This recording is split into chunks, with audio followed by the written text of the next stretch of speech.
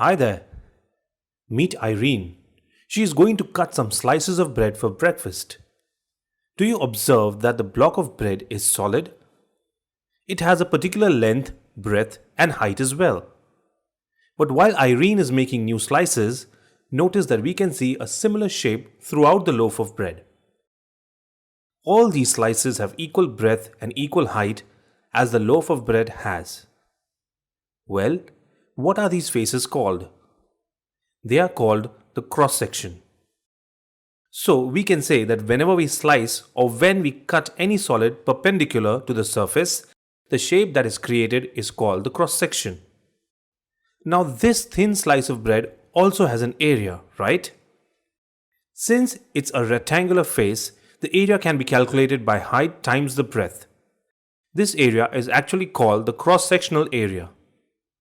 So now you know what is a cross-section and cross-sectional area.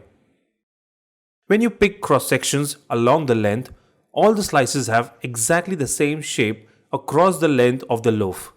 So these types of cross-sections are called uniform cross-sections. Now let's take an example of a conical hat. If you cut it from here, the middle would be similar in shape but different in size. That means if you cut this hat from various places, the faces created will not be uniform in size, although the shape is the same. So, this is called a non-uniform cross-section. We learned that there are two types of cross-sections: uniform cross-sections and non-uniform cross-sections.